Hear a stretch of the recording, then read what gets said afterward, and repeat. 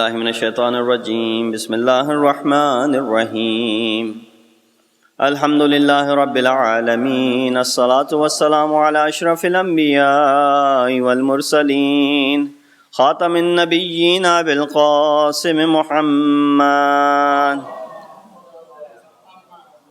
وأهل بيته الطيبين الطاهرين المعصومين الذين أذهب الله عنهم الرجس وطهرهم تطهيرا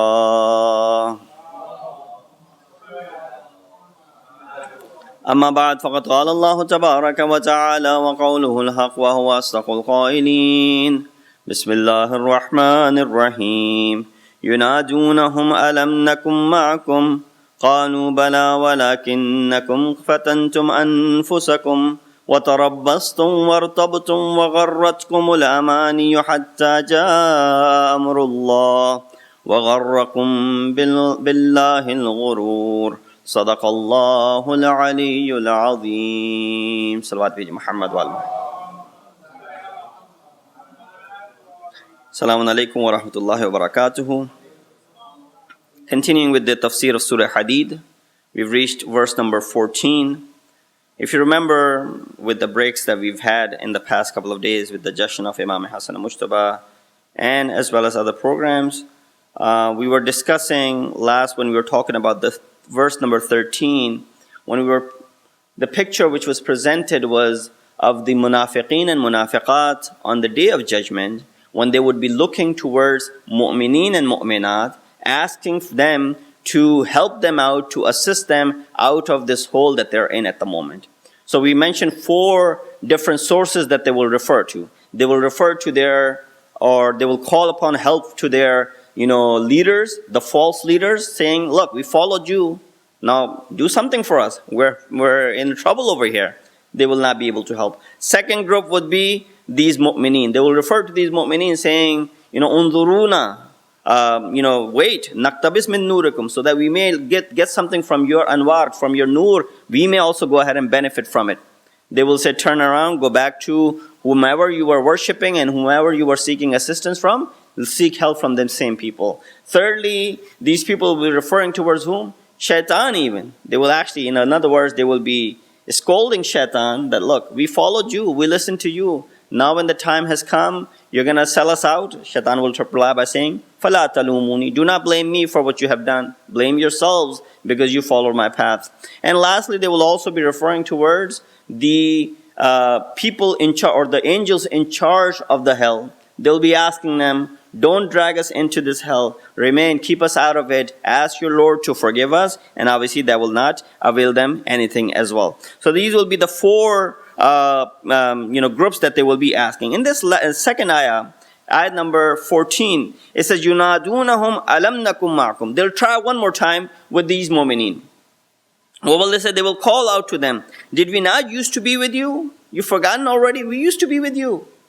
They will say, yes, but you cast yourselves into perdition, spent your life in disbelief and hypocrisy. You awaited and were skeptical. You waited that Islam would be ruined and Prophet would be dead and nothing will remain from Islam. So you were skeptical about it, and false hopes deceived you until the edict of Allah came, and the deceiver deceived you concerning Allah. So we see they're making one last try, seeking help from these people, these mu'mineen, as we had mentioned in ayat number 12. So Allah subhanahu wa ta'ala very beautifully mentions the mu'mineen and mu'minat, how they have attained this status. In the next ayah, verse number 13, he talks about munafiqeen and munafiqat, how they are struggling and they're seeking help from all these different sources, especially from mu'mineen themselves. Here we understand that even mu'mineen will be able to help out other individuals if they wanted to, because of the status that they have attained in the hereafter. So it doesn't have to be just the prophets and the anbiya and awliya and masumeen that they will be able to perform the shafa'at. Even certain mu'mineen will have that ability, let alone the masumeen themselves. So here we see a few points that are worth mentioning.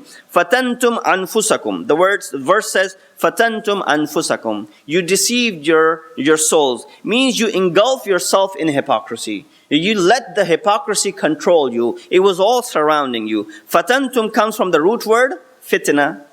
Who here isn't aware of the word fitna, which has appeared in Quran in different meanings? So the word fitna, although you might think of it in Urdu as one meaning, but in Arabic it has appeared in Quran, various different meanings have been explained. For example, it has come for the word test. That innama amwalukum wa awladukum fitna. Over there, it's not saying your wealth and your children are, fitna in the meaning that we have in Urdu fitna, that they're causing corruption. No. They're actually test for you. They're trial for you. Here it says fitna, fatantum anfusakum, that means you were deceiving yourself. It says it could be in the meaning of bala and adab from Allah subhanahu wa ta'ala. It could also refer towards fitna is referring towards misguidance and gumrahi. It also refers to shirk and idol worship. Here though, it is used primarily for the last two, shirk and misguidance. The word tarabbas, it says, means to wait. Since they were waiting for Prophet's death and they were waiting for Islam to end. So these two were their hopes and they were wishes that they were waiting for. Tarabbastum, it says. Wartabtum comes from the root raib. We know the word raib. ذَلِكَ الْكِتَابُ لَا رَيْبَ فِيهِ. There's no doubt. This book, where there's no doubt in it, there's no shak in it, means the type of doubt and hesitance. Since they were doubtful about Qiyamah and the reality of Quran. They were doubtful if Qiyamah will ever take place. So it was a very weak belief that they had, there's no such thing as the hereafter. Same belief which you see today is returning to an extent in a lot of people. They're saying, no, there's no life after death. You die, you'll be buried, and that's it. You're done with. So don't waste your time worrying about any God, any hereafter, any paradise, or any eternal life. This is it. So same belief was of these munafiqeen at that time. The word amaniyo, as it appeared, is a plural for umniya, which means long wishes, long desires. That's why a lot of ahadith tell us, don't have very long wishes and long desires. Where you'll spend all of your life, you will not be able to achieve those long desires. Ghurur in Urdu means something, but in Arabic, ghurur means to deceive. مَا غَرَّتْكُمْ, that you were deceived by shaitan, which is also one of the titles of shaitan. What shaitan does is actually ghurur. He takes you away from the right path. It is possible that the mafhum of these verses, the meaning of these verses, the implied meaning of these verses or these words, used in a broader sense, could be used in a broader sense. But it is possible that it is describing these three or these issues chronologically: shirk, intizar, waiting for Islam and Prophet to end, then doubts about Qiyamah. So first, shirk. Second, waiting for Islam to expire and Prophet to die. And thirdly, doubts about Qiyamah. These are three complete opposite of the usul-e-din that we are taught from the very beginning, which are shared among all of the divine scriptures. What are the three? Tawheed, as opposed to the shirk over here. Second is Prophet, as opposed to saying the Prophet will die. And third is Qiyamah and Ma'ad, as opposed to saying there's no Qiyamah, they're doubting about the Qiyamah. After that self-corruption in their actions from long wishes and shaitan. So the first three sentences are mentioning the three usul, and the last two are mentioning the furu'id-din. So you see how beautifully it has listed all of those things. So there's a comparison between mu'min and a munafiq, which is being done over here. Mu'min doesn't wish bad for anyone, even if that person might be their grave enemy. That is one of the habits of a mu'min, one of the characteristics of a mu'min, one of the qualities of a mu'min, described through Quran as well in the ahadith. That a mu'min, even for a person who has done something evil against them, does not wish bad for that individual. Mu'min doesn't wish bad for anyone, as it says in Surah Hashr verse 10, وَلَا تَجْعَلْ فِي قُلُوبِنَا غِلًّا لِلَّذِينَ آمَنُوا. Especially for those people who have brought iman. Yeah, you might have wishes for those who are followers of shaitan and whatnot. But mu'min will not have any ill feeling for another mu'min. Let's go ahead and analyze. Are we under that criteria? Do we ever have ill feeling about another mu'min, a brother in faith? It says in Surah Hashr verse 10, and clear our hearts of any ill will against the believers. Why? Because mu'mineen are away from even thinking bad for another mu'min. But hypocrite is awaiting and hoping for something bad to happen to others. Tarabbastum. He's waiting Prophet to die. It's waiting Islam to end. It's saying there's no Qiyamah. It's doubting in Qiyamah. So he's always waiting, and creating these doubts is always waiting something bad or accident to happen. Mu'min is ahli yaqeen. What does that mean? That he has complete yaqeen and itminan and certainty. Whereas munafiq lives in imagination. غَرَّتْكُمُ الْأَمَانِيُّ.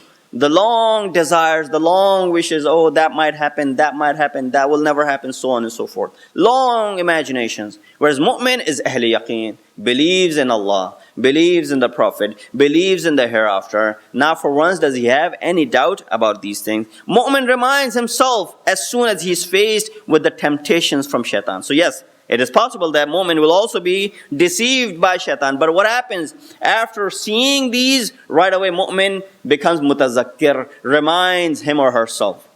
It says, إِذَا مَسَّهُمْ طَائِفٌ مِنَ الشَّيْطَانِ تَذَكَّرُوا. As soon as shaitan or his party tries to lure mu'min into something or temptations, what does it do? تَذَكَّرُوا. They remind themselves that no, this is not correct. Remind themselves of Allah, remind themselves of death, remind themselves of Qiyamah, so they stand back. But munafiq is deceived. غَرَّكُمْ بِاللَّهِ الْغُرُورِ. No, there's no reminder. As soon as they start doing this, they're going to go even further into this valley, into this ditch. They'll keep on going down and down and down. They will never try to come out of it. According to some other verses, munafiq considers deen to be the element of deceiving for the mu'mineen.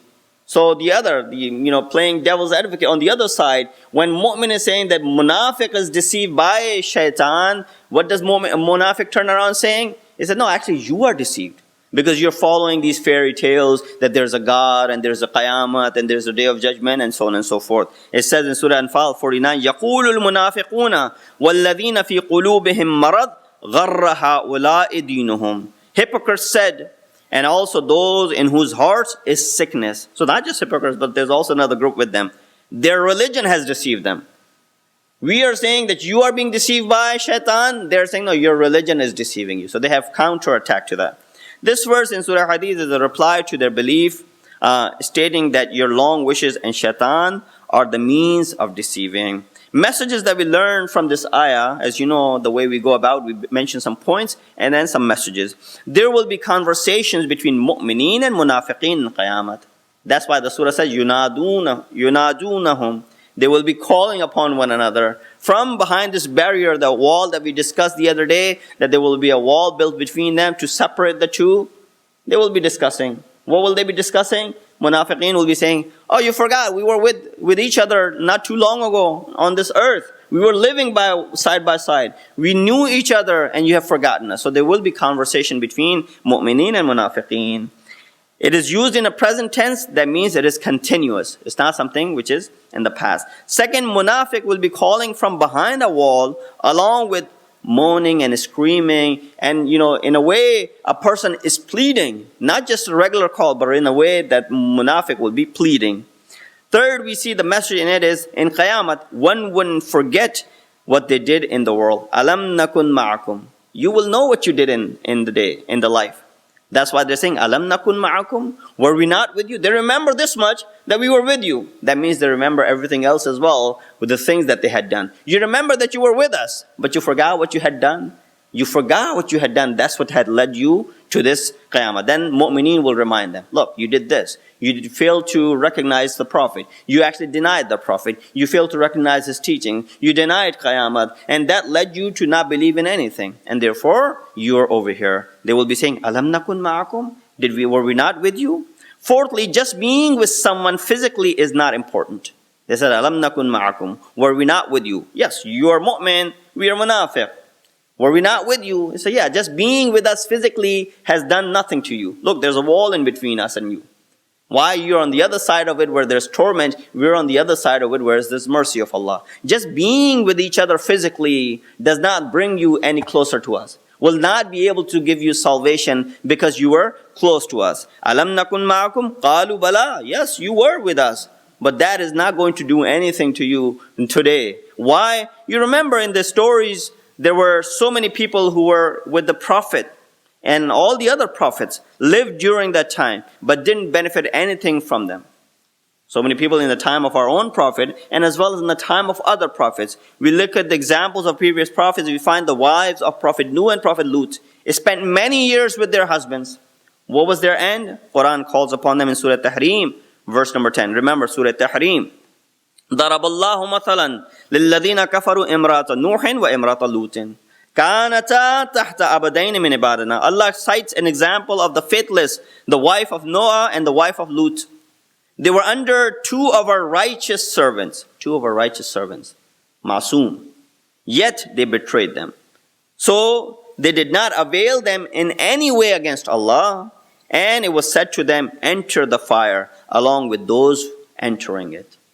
So what happened to these two wives of Prophet Nuh and Prophet Lut? They were so close. Could there be any other relationship closer than the relationship of husband and wife? Yeah, there are a lot of other relationships. Father, son, mother, daughter, brother, sister, uncle, aunts. But the closest relationship, no one will argue against it, is of the husband and the wife. The way they share their information and their secret, they keep, Quran calls them, Hunna libasun lakum wa antum libasun lahunna. They are your garment and you are their garment. Does not call father and son to be garments of one another. Children or the siblings to be garments of one another. No, husband and wife are garments of one another. That means they keep secrets of one another. That is the closest relationship that you could possibly imagine. And therefore, these two who were wives of Hazrat Nuh and Hazrat Lut did not benefit anything from them, although both of them were Prophet Nuh and Hazrat Lut, righteous and Masoom, these two did not benefit. So that tells us being physically close to the Prophet does not benefit you while you are alive. Even after your death, if you're close to the Prophet, it will not going to go ahead and benefit you. Salawat Beji Muhammad wa ala Muhammad. It is interesting that the same chapter, Surah Tahrim, Ayah 10 talks about the two wives of Hazrat Nuh and Hazrat Lut. But the earlier ayat of Surah Tahrim, ayat number 3 and 4, talk about the two wives of Prophet Muhammad and says how the wives and advise them to repent because their hearts have swerved and their hearts have sinned. So this is it's not incidental, it's not accidental that these things have come up in the same surah. Surah Tahrim, ayah 10 talks about these two wives, and the earlier ayat are talking about the two wives of Prophet Muhammad. That tells us that even the closest of the relationship of that of husband and wife will not be any avail to these individuals because of what they had in their hearts. Real danger is when a person deceives himself and knows that something is bad, but sees that as good. That is the real danger. You know that it is bad. You realize the dangers of it, but still you look at it as something which is correct. Fatantum anfusakum. Long wishes and desires in this world lead to doubts about Qiyamah. So as soon as you have long desires, what are you telling yourself? When I have long desires, I'm telling myself that I'm going to be here forever. When I have long wishes, until those wishes and desires come true, I'm going to be in this world. So that means it's taking you further away from Qiyamah and the reality of Qiyamah. It says, Shaitan promises, وَارْتَبْتُمْ وَغَرَّتْكُمُ الْأَمَانِيَةِ. Shaitan promises forgiveness and reward from Allah in order to deceive man, which makes insan imaginative about the mercy of Allah subhanahu wa ta'ala. غَرَّكُمْ بِاللَّهِ الْغُرُورِ. Shaitan presented this world as everlasting and showed Qiyamah as an imaginary place which doesn't have any reality. So we see, brothers and sisters, that these verses, or this verse, just one verse, this verse number 14 that we discussed, how munafiqeen are trying to rescue themselves by calling upon other mu'mineen, how there will be conversation between the two of them, how the close relationship, to the extent that I will mention in the next ayah, the closer relationship of these individuals there will be a wall between them. On one side of the wall there will be torment, on the other side of the wall they will find the mercy of Allah subhanahu wa ta'ala. Salawat bi Muhammad wa ali Muhammad. Next ayah number 15 says, فَالْيَوْمَ لَا يُؤْخَذُ مِنْكُمْ فِدْيَةٌ وَلَا مِنَ الَّذِينَ كَفَرُوا مَأْوَاكُمُ النَّارُ هِيَ مَوْلَاكُمْ وَبِئْسَ الْمَصِيرُ. So on this day no ransom will be accepted from you nor from the disbelievers. So Allah is adding another group of people with these munafiqeen. Who are these? Kafirin. He says, La yukhad minkum fidyatun. Who are these minkum? Minkum are the same munafiqeen we discussed in the previous ayah. And then said, وَلَا مِنَ الَّذِينَ كَفَرُوا. And also, Allah will not accept any fidya from the kafirin. Your dwelling will be fire. It will be your friend and a terrible end. We see the word Maulakum over here, which means Nasir, helper, Yawar, assistant. This sentence is sort of a sarcasm towards munafiqeen and kafirin, saying that only path of salvation for you and your helper today is the fire.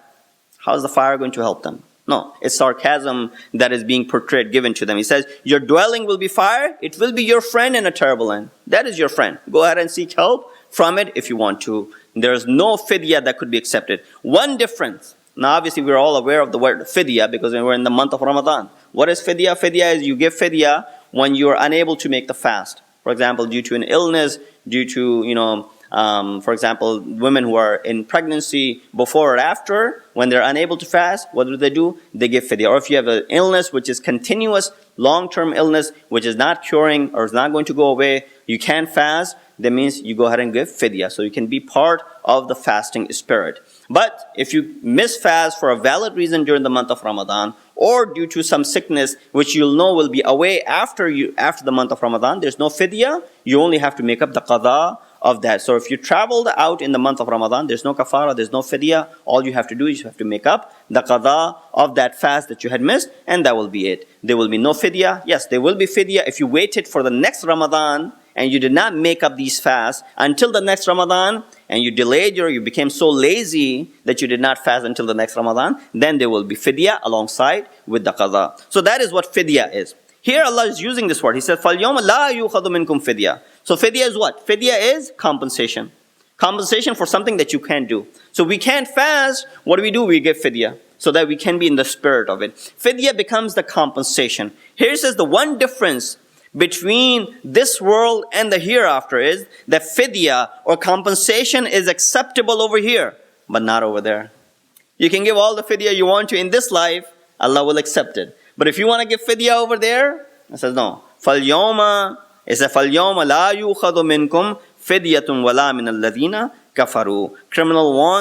Criminals want to ransom everyone on their behalf on that day, their father, their mother, their brother, the whole human race in fact, but won't be acceptable. Surah Ma'arij says, it says, يَوَدُّ الْمُجْرِمُ لَوْ يَفْتَدِي مِنْ عَذَابِ يَوْمَئِذٍ بِبَنِيهِ وَصَاحِبَتِهِ وَأَخِيهِ وَفَصِيلَتِهِ الَّتِي. He says, a sinner will wish that he could save himself from the torment of that day by sacrificing his children, his wife, his brother, his kinsman who gave him refuge from hardship in his lifetime, and all of those who are on earth.